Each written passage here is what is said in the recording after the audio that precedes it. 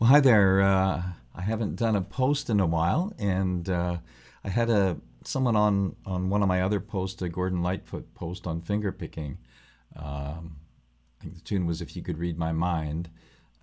He requested a Cat Stevens tune called "If I Laugh," and it's in an earlier tune of his, and it's in the key of E, and he uses an open E tuning. So let's just talk about tuning for a second and a few thoughts on that. This is already tuned to open E just so that it stays a little more stable for this tape. If you just tune it, it'll kind of go wacky for a while. So if you think about an E chord, the notes of the chord would be from the sixth string up: an open E, a B, another E, a G sharp, an open B, and an open E. So those are the notes of an E chord. There's three notes in any major chord or minor chord. So the notes in an E chord would be E, every other note. E, no F, but a G sharp.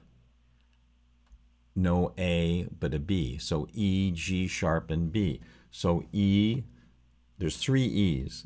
E here, and open E. There's two B's, the B that you would finger here and the open B, and there's one G sharp on the third string. So right away now my guitar is tuned that way already. So if I just play them open, I had to do nothing to this string. It's E, of course. This one was A, so I tuned it up 2 frets. Now it sounds like a B. This one was D. I tuned it up 2 frets. Now it sounds like an E. This one was a G natural. I tuned it up a half step, 1 fret to be G sharp. And of course the B and the E I left alone. So if I just strum it, I get an E chord. So if you think about a 3-chord tune, there's some guys like, Richie Havens used to do this a lot. But there's a lot of people, Joni Mitchell, that like open tunings and use them for a couple of reasons. A lot of times they're easier on your fingers because you use less fingers to execute the chords. And in that process, sometimes you create chord extensions like the ninths or the sevenths or the 11s or the 13s of the chord without really thinking about it. If you just sort of move your hand up, creates chords that are not sort of sounding like just plain old major chords. They have other added notes in them. So that's the one advantage of the two advantages of open strings, open tuning. Most of the time they're easier to play, and they create this drone effect on the bottom that keeps it ringing for solo playing especially. So there's many different open tunings. And a common one is open E, and guys tune up like that. The reason I don't like that is because I'm tuning 3 strings up higher, and it puts a lot of strain on the bridge. So it's not really healthy for your guitar, I don't think. What I prefer to do is tune it to open D, which, if you think of this shape, it doesn't look anything like this shape. But I'm not thinking of that. I'm thinking of this E. If I went down a fret and tuned it like that, that would be an E flat tuning. I mean, this would be a D tuning. So it's like 2 frets lower than I am now, but the relationship is the same. So I would tune this to an open D, which would be D open, A open. So this string goes down to D, not up. This remains at A. This string remains at D. This string would go down the G to F sharp, D, F sharp, A. Every other note would make up a D chord. So this again would be D open, tuned down to D. This would be A open, naturally that's what it is. This is a D open as well, that's normal tuning for that string. This string normally would be a G, but I tune it down to F sharp, so I get that sound of that note, open. And then this one is a B normally, so I tune that down to an A. This one's E, I tune it down to a D. So again, I would have 3 Ds. I would have a D on the bottom, a D on the 4th string, and a D on the top string. I would have the fifth of the chord, the A, naturally that's the fifth string, and I would tune the second string to A to match it. And then the only other note that's left is the third string. That goes down to the third of the chord, which is F sharp. So if I tune it down to D and you put a capo on it, you could play it exactly the same. So all these fingerings that I'm going to show you is what Cat Stevens does, because he tuned up to E. But if you tune down to D and put a capo here and play it up 2 frets, everything up 2 frets, you'll get exactly the same sound. Now, maybe it's too high for your voice. Then you could just play it in the open D tuning, and whole thing would be a little lower. So that's kind of how to deal with open D and open E tuning. Again, I never really tuned to open E. I'm doing it for this video because that's how he does it. But I would go down to D and then capo it. So we got an E chord. So like a lot of other songs, the primary chords, the 1, the 4, and the 5, are used in this tune. So and they're all major chords. So if this is E major, if I go, up a fret, that would be F major, F sharp major, G sharp major, A major. So A, E, F, G, A is the 4th chord in E. B is the 5th chord. So A, not A sharp, but B. There's your 3 chords. Shake it a baby now, shake it a baby. Twist and shout, twist and shout. Like any standard 3-chord tune. You could play all kinds of tunes in this tuning, and you would just be dealing with the bar, to get them. Now you can use any part of the bar. So what Cat Stevens does, he doesn't play these full chords when he gets to an A or a B, because he's got, typically when he recorded, he had a bass player and another guitar player for most of the tunes, at least. So that way the bass player is covering all this ground, and the other guitar player is also doing some other lines and playing, some other voicings of the same kind of chords, or adding some more melodic material. So Cat Stevens plays just these top 4 strings when he plays the 4 chord and the 5 chord. There's also a strange chord. There's the 3 chord, which would be G sharp minor normally, but he plays G sharp major. So it's the same thing. He could have done this, right? Okay, so I'll just take you through the tune. There's 3 parts. There's an intro, there's a verse, which is quite a lot like the intro, and then there's a bridge section, which is quite different than the rest of the tune. So just to explain what he does in the intro, he does this. And so what he's doing is he's playing parts of the E chord all the time. This note here is G sharp, which again, if you think of an E chord, E, G sharp, and a B are in the chord. If I play the chord like this, it's of course an E chord. I could stick a G sharp on top, which is the 3rd of the chord. I could stick a B on top. And these are all just pure E chords. There's a high E. Now, an E major scale is this. Do, re, mi, fa, sol, la, ti, do. A little high for me. But that's the scale. I could play any one of those notes on top of my chord and get some melodic material.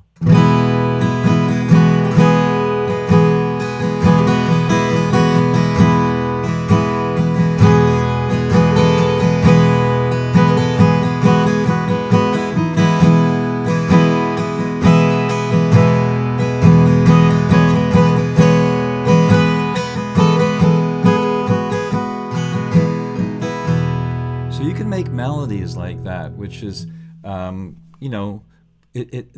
term for it would be modal. It's quite modal sounding because it just stays with this E drone all the time, and you hear these melodies set against the E chord. So he's kind of using that a little bit. He's going the G sharp. Sometimes he plays it as a chord. In the beginning, it's just a melody note, and he slurs into the A, which is not part of the chord, but it's part of the scale. And up to the B. Now when he plays the B, he actually hits the chord.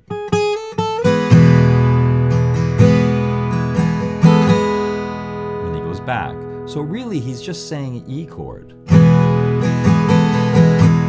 And I think of this as a passing note to another E chord. So E chord, and a passing note in the middle. So it goes.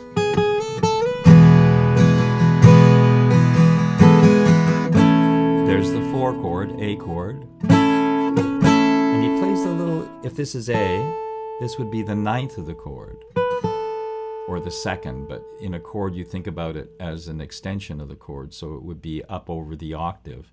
So this would be 1 and 8, the A, and this would be a 9. And he does that. When he goes to the 5 chord, he does the same thing most of the time. And back to the A. And then he does a little, so if I'm just going to recap that from the beginning as he plays it. I'll go a little slower. So, just a word on the fingering too. Because he's slurring them, you could do just the same finger. And I'm picking my 2nd finger. And I didn't pick that. Slur, slur, chord.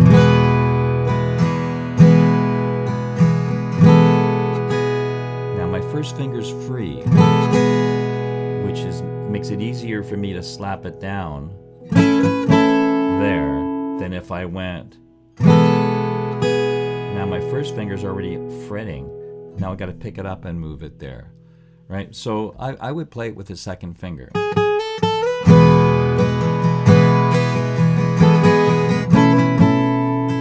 the A chord, the B chord, A chord. This little sort of riff. He plays the A as an arpeggio, so a broken chord he just splits up straight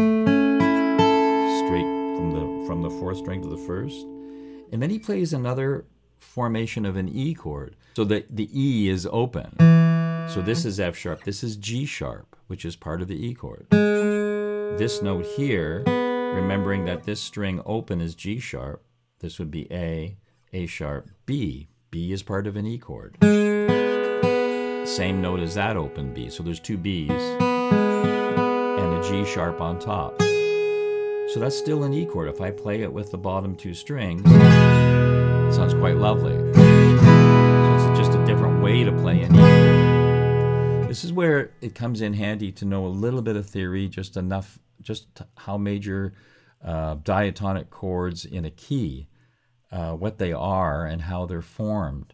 If you know that, and you know your key signatures, you can find chord shapes anywhere, and it makes it, some very creative things that you can do to spruce up plain old chords. So again, an E chord here, he plays this A chord just straight ahead from the bottom up.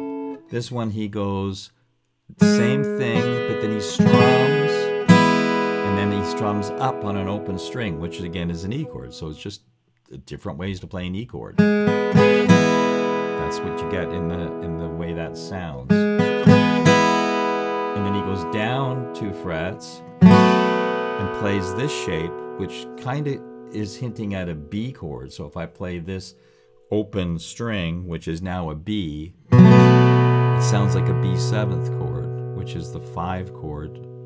Kind of like that chord, just lower.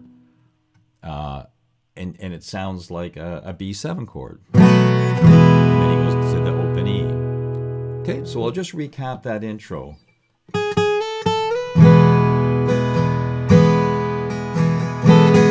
chord. Does that twice. Arpeggio. And he plays the low E as an afterthought, kind of. And there's a little bit of a break there. And then he starts the verse. So now the verse is exactly the same as the intro. It starts the same way. And if I laugh just a little bit, don't know the lyrics. Da, da, da, da, da, da. Now here's where it changes. He goes down 1 fret, and instead of hitting the 9th, he hits the flat 9. So it sounds a little strange, right? Da, da, da,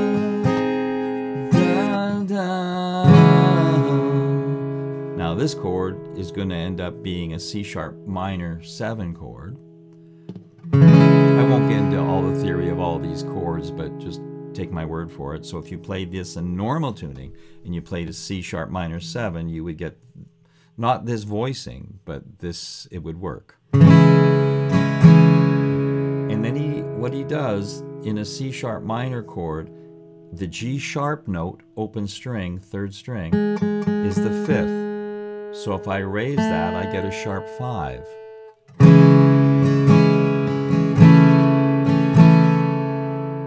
If I went up one more, I would get, you know, the 6th note of the scale. This is kind of like secret agent stuff. You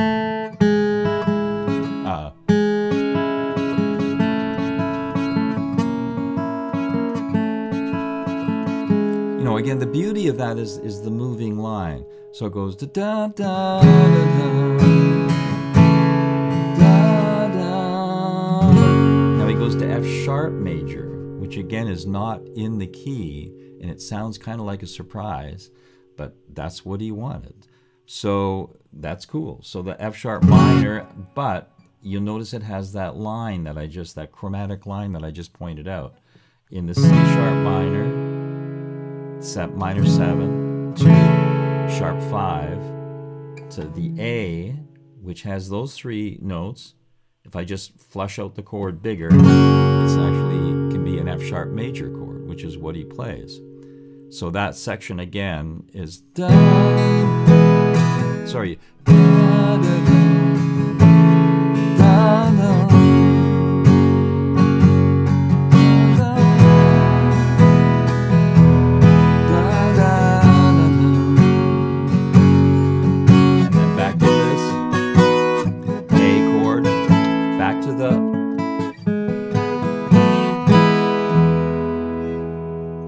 The intro again. So that intro is sort of a short version of the verse. I'll just play the verse again in its entirety. I'll try to put it together. And if I laugh just a little bit,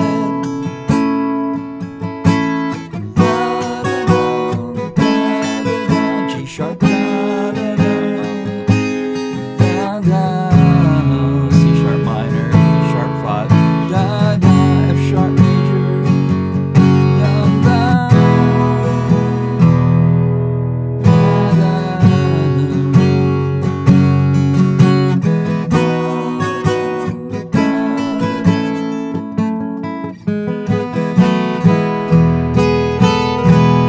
the end of that, he doesn't actually hit that bass note. He goes, if I end that from the arpeggio, he goes. So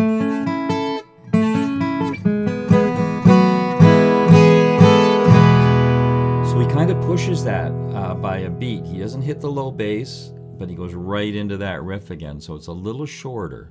So if I do that again. If I laugh, goes right into it. And he just simply plays another verse. Now the second verse is just like the first verse, except it differs on a few little licks. So when he gets to the E chord, well, I'll just play it. So it's the same.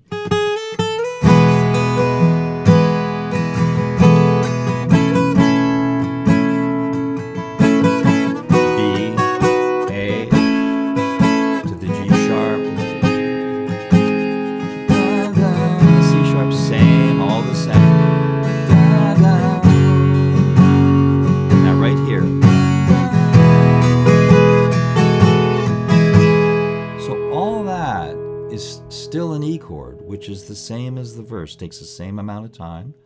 So if we just analyze that, this is the E chord. Again, E, G sharp, and B.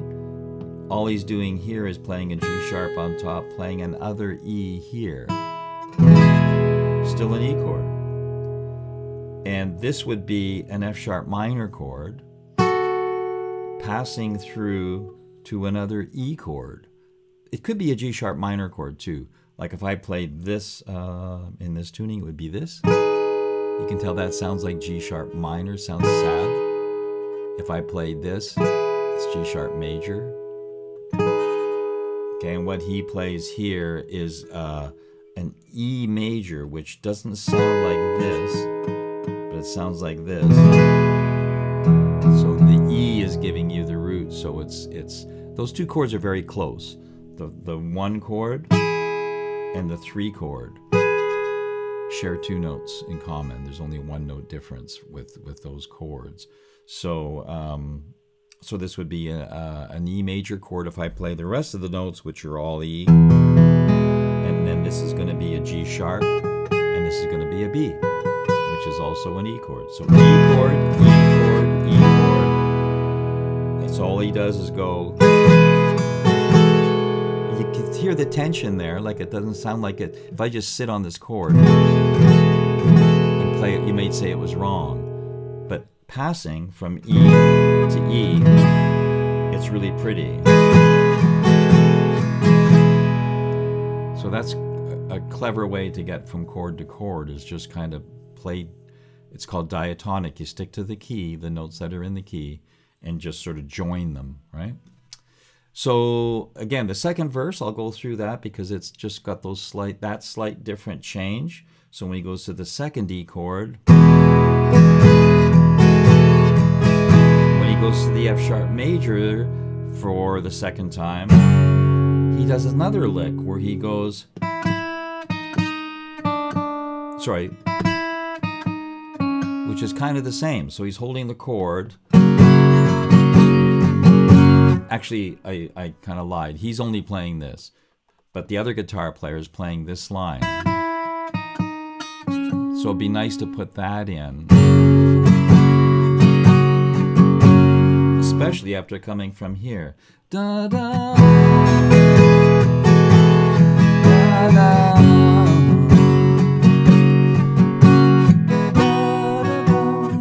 Ends the same way, little lick.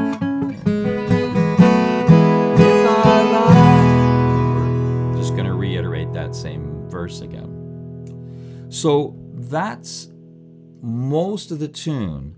That's, you know, it does the way that the format of the tune goes, the way he does it. It's the intro, then verse 1, which is like the intro, only has a few more bits in it. Then it does verse 2, which is the same as verse 1, except it has this lick when you get to the second E. Get to the second F sharp flat across. You could put that in if you wanted to, don't have to, but that it sounds kind of cool. And then there's a bridge. So the oh, I didn't tell you the order. So intro, verse 1, verse 2, same as verse 1 except for those 2 licks. Back to the intro, then it goes to the bridge. Okay, then I'll just finish this up. Then it goes to the third verse, which is the same as the second verse, so it has those licks in it. Then he ends actually on the intro again, so that becomes the outro of the tune. So all we have to do is look at the bridge now. So the bridge does this shape, kind of like a C chord a little bit, without the first finger. And all he does is play through an arpeggio on these, again, a broken chord, twice. That chord would actually be like a B, C sharp, D, a D6 sharp 11 chord. Not that that's important, but that's what it would be. And then he goes to a C sharp 7 chord. And all you do is go down a fret.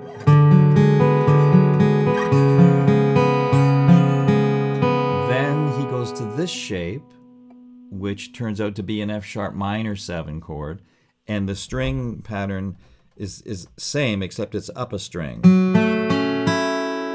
Okay, and that's an F sharp minor 7 chord twice, up to G sharp minor 6, or again, like we said, we could think of this as an E chord if I got an E in the bass. If I got a G sharp in the bass, it sounds more like a G sharp minor chord. Okay, so that first part of that goes twice. La la la la, la la la. sorry, la, la, la. He just does that opening again. So that whole section would be this. La,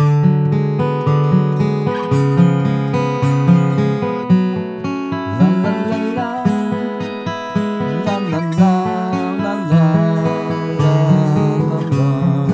Not sure if he sings there, but... And then he does it again. But it's a little longer on these two chords only, F sharp minor, and I think of this as an E. La, la, la, la. La, la, la, la. One more. La, la, la, la. La, la, la, la, la. And then he goes to the B, and he doesn't play the 9 on here, just flat. And then he does the same little riff to end it. Okay, so the whole bridge goes like this.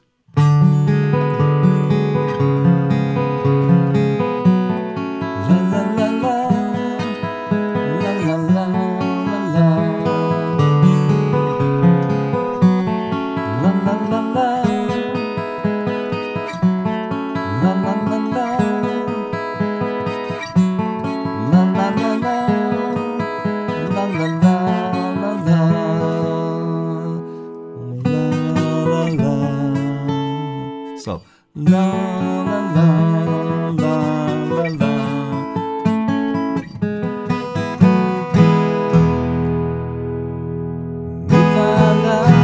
So there's the three sections. The intro, the verse, kind of the verse with the licks in it, and the bridge, which has some odd chords for the key, but they're great the way he's singing through them and the way they were arranged with the band. So I'll just recap the verse and then the outro. So after the bridge, he does the bridge twice, I believe, actually, in the tune. But anyway, if you listen to him and play along with him, there's only these three sections. So the verse again would be...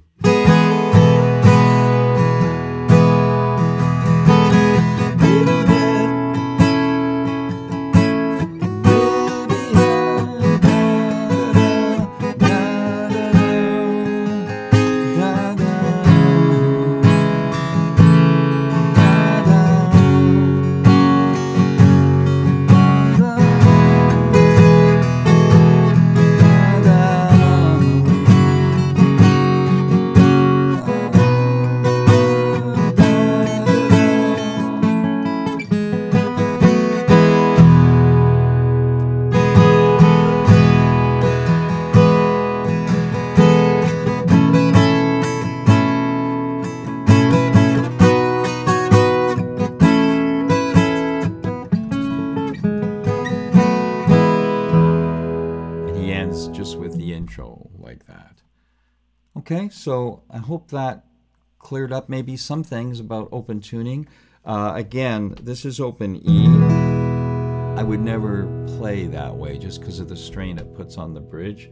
So if you just turn it down to an open D, which would be D, A, D, F sharp, A, and D.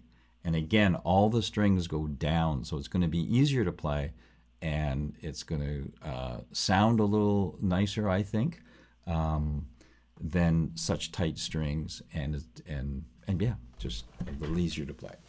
Okay, so thanks for checking it out, and we'll come at you with some more down the road.